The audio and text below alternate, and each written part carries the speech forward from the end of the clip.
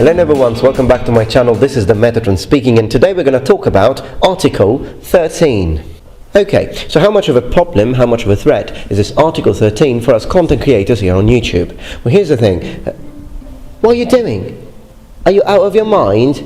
You can't just step in while I'm making a video, mate. Those are some very nice miniatures you've got there. Didn't know you were making a living out of producing fantasy miniatures. Lovely job, that is. These are Warhammer miniatures. So let me get this straight. What you're saying is that you're not the one who produced them then? Mate, it's Games Workshop. Hold on a minute. You're right, I don't have the copyright, do I? I've got to cover them up, mate. Those are some very nice books you've got on that bookshelf over there. Didn't know you were such a successful writer. Because I mean, you must have at least 45 books on that bookshelf you get on your background. Assuming that you're the producer of all of those, because I mean, why on earth would you ever put something you don't own the copyright on the background? That makes you one of the most successful book writers that I've ever seen. That must cut you some decent bucks at the end of the month, right?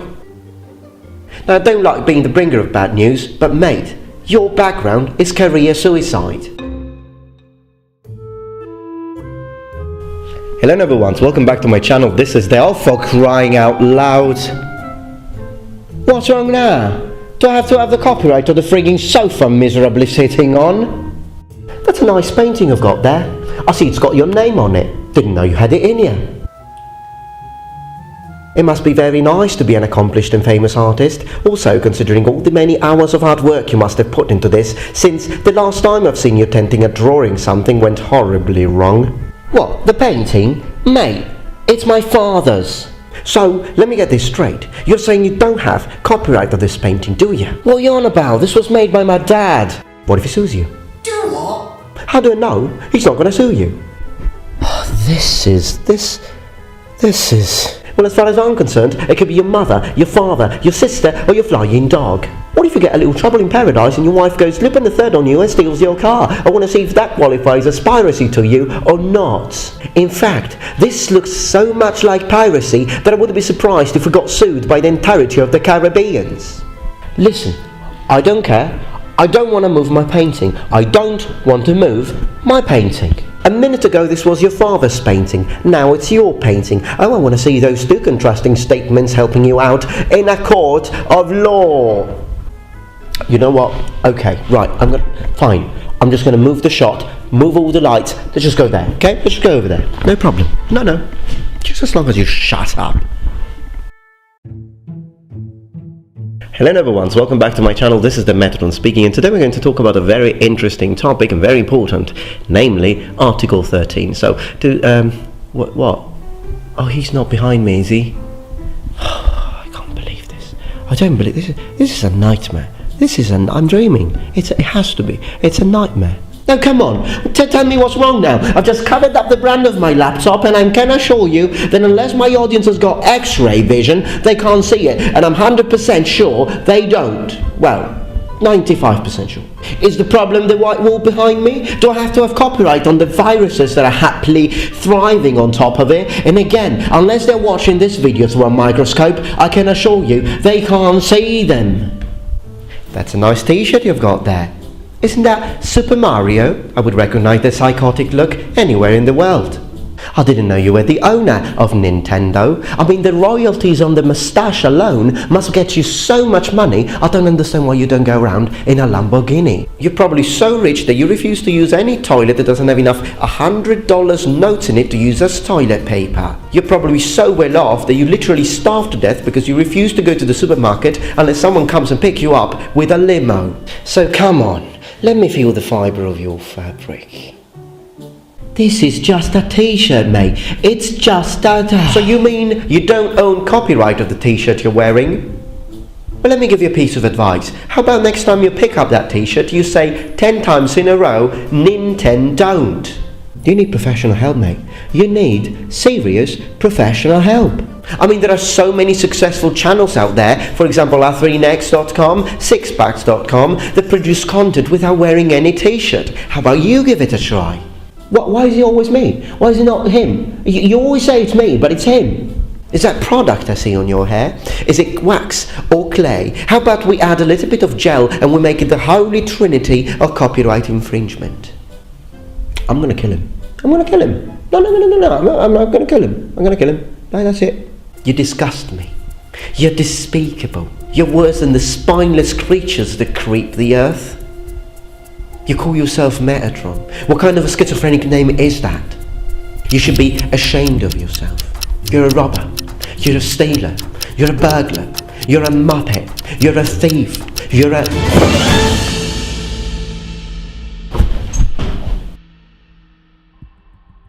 Noble ones, thank you so much for coming here today. It is a pleasure to be in your company. So we're talking about Article 13. Now you might have noticed that in this case I decided to have a little bit of a funny approach. Maybe cringy, I'll give you that, it was a bit cringy. But if I got a few smiles out of it for you, then I'm already happy with it. But most importantly, Article 13 is actually a very serious situation. And what I wanted to show you is how the way the current legislation is written, it just doesn't work. It just cannot function. And although during my little funny sketch at the beginning of this video I was of course over exaggerating, but the overall idea is actually correct. So what Article 13 is, in layman's terms, it is a content upload filter. So in other words, what it's trying to do is trying to protect copyright holders. So if you've got some intellectual property and you've got a copyright holder and someone who doesn't have the copyright to show that whatever it is, music or video clip, well, they will be sort of punished. So the channel will be blocked, the rights of the copyright holders will be preserved. Now I'd like to underline one thing, that neither the CEO of YouTube nor all content creators here, from the biggest to the smallest, are going against the idea of creating a filter that can protect rightful copyright holders. Absolutely, by all means, do just that. We very much oppose the idea of someone who steals someone else's content and uses it to profit from it, and we say if you can prevent that from happening, go for it, I'll hand you the frigging sword myself. But there is a massive difference between a person who just illegally downloads an episode from The Walking Dead and re-uploads it in its entirety on YouTube, and a guy who is just like me or Scholar Aleatoria or whatever other YouTube content creator who just creates its own original content with a lot of hours of hard work, and then he needs to be penalized because of the way the law is written, that it's too strong, and it's going to consider copyright infringement lots of things that are not actual copyright infringement, but they are within fair use. Because the first guy is a lazy, slothful muppet, whereas the second guy is just an innocent. And what we are doing here, what we are trying to create with spreading awareness, and I was asked by YouTube to spread awareness, and I'm actually feel quite honored about it, considering that my channel is not that big compared to other massive channels out there. But what we're trying to do here is spread awareness in order to, yes, get the bad guys, but also protect the innocent. Make sure that innocent people don't pay because of the way the law is written, that does not guarantee protection for people who are innocent and they are not doing anything wrong. So you will have noticed that a lot of people use the hashtag #SaveYourInternet, and I very much like the idea of the usage of the possessive adjective your there, because at the end of the day, loads of people watch content on YouTube for two main reasons, if we really had to sum them up together and oversimplify the discussion: for entertainment and for education. Now I believe that both things are worth saving, not just for us but also for you, because at the end of the day, entertainment is very, very important. And of course you don't get neither education nor entertainment exclusively over YouTube, but considering the fact that there are billions of views on this platform constantly, then what that means is that a lot of people do like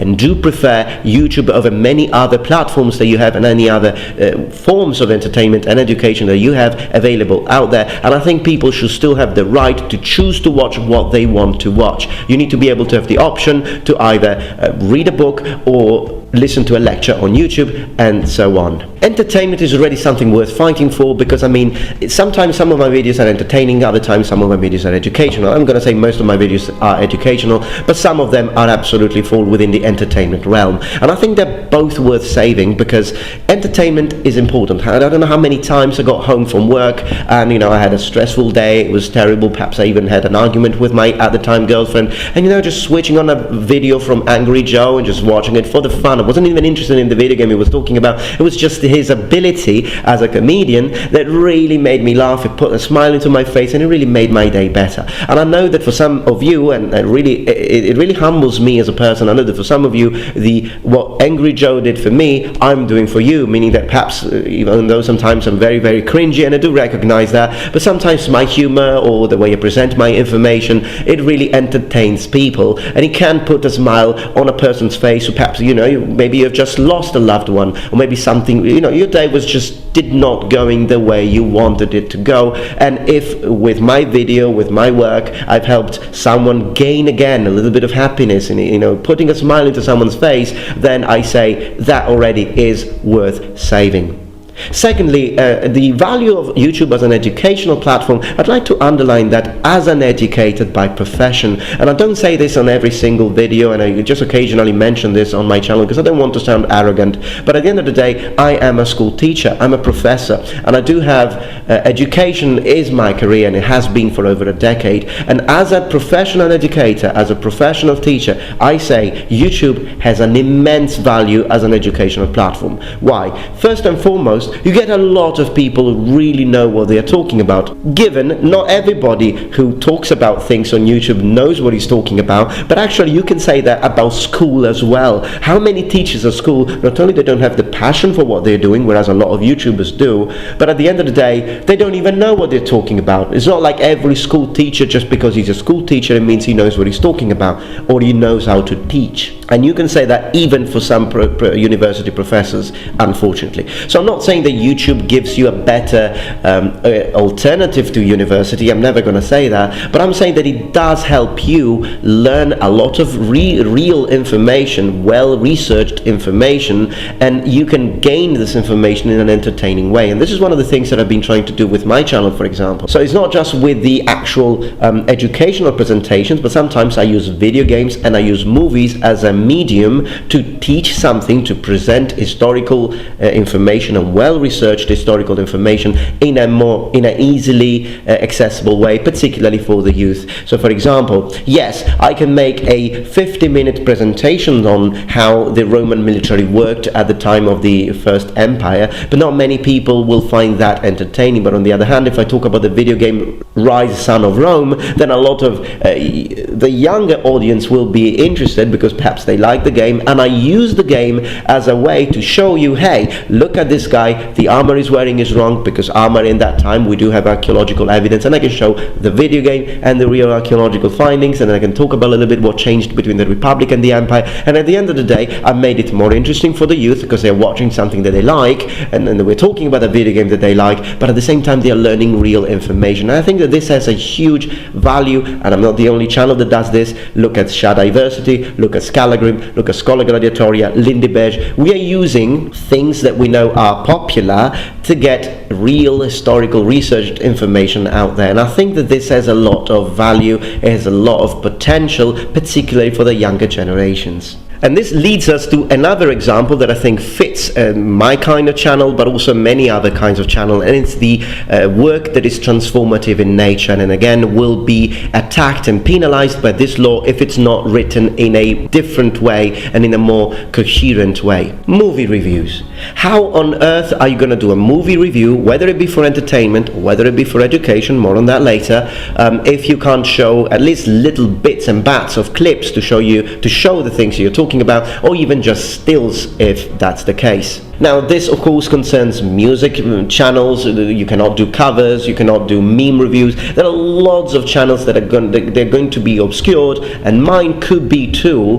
They're going to be blocked perhaps in Europe just because of this wave of destroy everything to get a few bad apples. So what can you do to prevent this from happening? Well, two things. First and foremost, share this video, share it on your social networks, share it anywhere, share it with your friends, send it over chat while you chat with your friends. Make sure that people know about this, because unfortunately the TV is not talking about it, newspapers are not talking about it, and the law has already passed, and they're just on the final areas and the final process of just making it effective. And the The only thing we can hope that they do is that they change their wording, that they make sure that yes, the law will protect copyright holders without destroying innocent people. And much of this, as it is with legal matters, has to do with the way of with the phrasing of the situation, with the way the law is actually written. Second thing you can do is there's a petition ongoing. You will find a link in the description below. Sign it up and make the difference, because luckily the law was supposed to pass already and it was postponed quite a few times, and I think that most importantly because of what you are doing. So the audience, millions of people, are actually going there, backing YouTube up to say, hey, make the law, protect the people, but let's also protect the innocent. Let's write it in a way that it can work. So link in the description below, not only to this petition, please sign it, but also to many other channels that have tackled this issue and perhaps explained things in a much better way than I have. You will find links to those videos as well.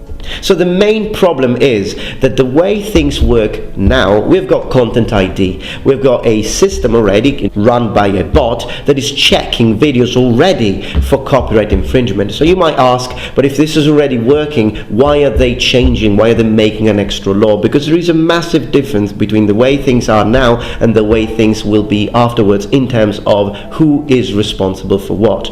In this current state, me as a content creator, I am the sole responsible for the originality of my content, meaning that if I upload something that I've completely stolen and I put it on top here, that is piracy, it's my problem, and then I'm going to have problems. My video is going to be blocked, it's going to be demonetized, and perhaps there might even be some legal strikes or situation that I will have with the content owner. Or sometimes, I still keep the video, but the entirety of the income from that video goes to the owner of the, background music that I put there because I don't have the copyright and whatnot. And to me, that is fine. The way it's going to become now is that it's not going to be the content creator who's going to be held accountable for the originality of this content, but it's going to be YouTube as a platform, and that cannot work. Now, the reason why that's not possible is because we have 400 million hours of content of video uploaded on YouTube every minute.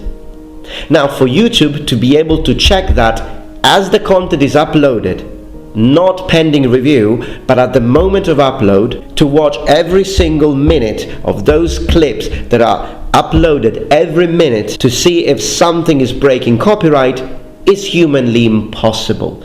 You don't need a bot. You need a god. It's like YouTube, unless YouTube CEO has got direct contact with Mount Olympus and gets the goddess Athena to come and work for her, which I highly doubt, this is impossible. So this is why they need to change it. They need to word it in a way that yes, it's going to punish people who do certain illegal actions, but it's not going to attack every single person who's creating content on this platform, because I think that would be absolutely wrong, morally wrong. And I'd like to finish up by saying one thing, because I know that a few people have actually already attacked me personally, attacked ad personam, when I started defending this on my personal Facebook page, because they said, well, the only reason why you're defending this is because you care, all you care about is the money that you make from YouTube. So if they close up your channel, you're going to lose that source of income. Given that is going to happen, but it's not why the reason why I'm doing this, because the reason why I really am passionate is because of you, noble ones. It's the audience, it's the connection that I've created. And this is in fact the last topic that I'd like to discuss, the value of YouTube, because of the connection that there is between the YouTube content creator, the YouTuber, and his audience, in my case, the noble ones. In fact, one of the things that I like the most, one of the reasons why I think YouTube is an incredible platform, is because a YouTuber is in between a VIP, a celebrity, or an actor, famous actor, and the guy next door. He's in between, because think about it, a lot of us, we are just normal people. We are not like these incredible celebrities. But most importantly, when I watch a film on Netflix, I really like Dustin Hoffman. Is there any chance for me to come in contact with Dustin Hoffman or Arnold Schwarzenegger? Absolutely no. Zero chance for me to talk to that guy, unfortunately. But with a YouTuber, when you create a connection with a YouTuber, every time you like and dislike our content, every time you write a comment, or when you send us private messages, we read them. Of course, we can't read every single one of them, but I take time, 1 hour every day, to read your comments, and that's something that I look forward to, and it's a connection. And when I see people reacting to me, just responding to their comments, and they're like, wow, I can't believe it, Metatron just talked to me. And it's great. It's a great platform that allows you to have a real connection with your audience. The fact that I consider you my real friends, and I even hanged out with a few of you. We played board games together, and I think that these people, you, are in my life now, and I don't want to lose you, and I think that that is worth defending. Okay, but this is what I wanted to talk about today. I hope you didn't find it too cringy or boring or tedious or dull or whatever. And I also hope that you liked the first part, because that one, you know, the double Metatron thing took me forever to get it done. So I hope that you found it interesting. But I really wanted to share awareness on this thing. Save the internet. Sign up the petition. You'll find a link in the description below. And also make sure to share this video. Let's raise awareness. We can make the difference. We already have, and we can continue to do it. We can save the channels you like. Let's do this together. Let's lock shields and defend the innocents. Thank you so much for watching, noble ones, and remember, the Metatron has spread his wings. Goodbye.